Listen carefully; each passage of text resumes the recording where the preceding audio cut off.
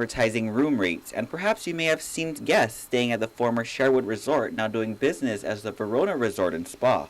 Well, according to Public Works Deputy Director Carl Dominguez, no one should be renting rooms because the hotel hasn't been cleared for occupancy. Obviously, they had a occupancy permit years ago when it was the Sherwood.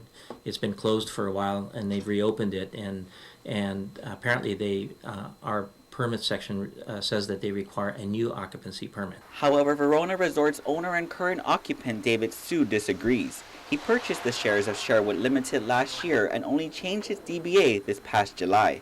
And because according to Su, with both the former owners continuing to renew and pay for its business license throughout the years despite the hotel's closure in 2002, and he himself obtaining the new business license, he firmly believes the hotel's former occupancy permit should still be current and there he should be allowed to operate. Dominguez, however, says that isn't the case.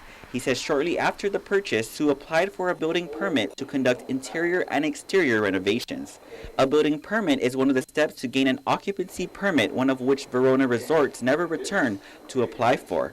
Su, however, says the building permit was only to make cosmetic changes and repairs, adding there was no structural damage. Dominguez, however, says the hotel was clearly damaged and he's still of the position that the repairs were more than just cosmetic and require an occupancy permit before anyone can stay in the hotel. And why do we have this process called the building permit and occupancy, certificate of occupancy? It's for the protection of the public. It's really that simple.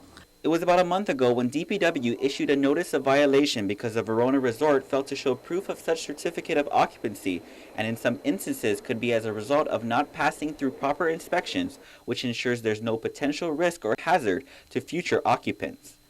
Before DPW can issue an occupancy permit, several government agencies need to sign off on the facility, including Guam EPA, Public Health, and the Guam Fire Department, the latter of which conducted an inspection last December indicating discrepancies in the fire protection systems and automatic sprinkler system.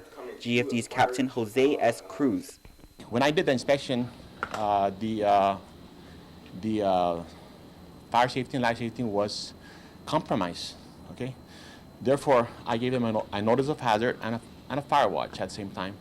GFD tells KUAM that no one from their department has returned since to do an inspection, adding it's up to the hotel to reapply for a follow-up inspection. GFD, however, is under the impression that the hotel is still in a construction phase and that no one is or should be staying at the hotel. It's understandable that this is an existing building, but due to the facility not being maintained or perhaps not being maintained, maybe abandoned or unoccupied, that any of the protective systems may not be in any operating condition. Thus, the inspection in December, that was the discovery.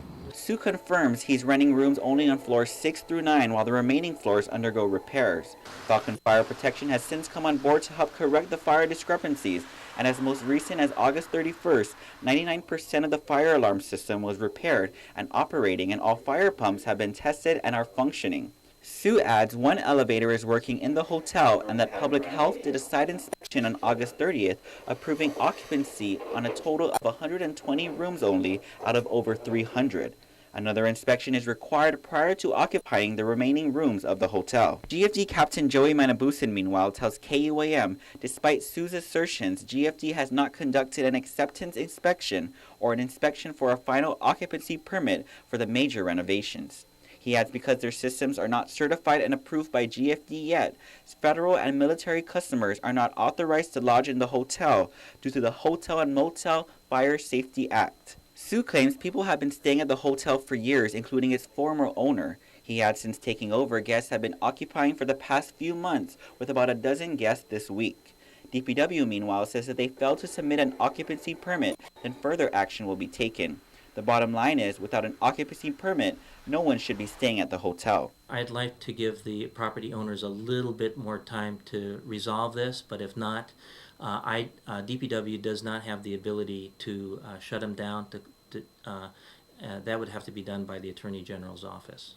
David Su, meanwhile, says the former owner lost several documents during Typhoon Pongsona, adding he's still looking for the old occupancy permit. And after informing him of the concerns, both Su and the hotel's legal counsel, Cesar Cabot, tell KUAM that they want to proceed in good faith if in fact the hotel committed any administrative missteps, and hopes the government will show them the right direction. Cabot further tells KUAM that, quote, the government needs to facilitate the industry and not try to kill business. The government should create industry and not be an obstacle, end quote.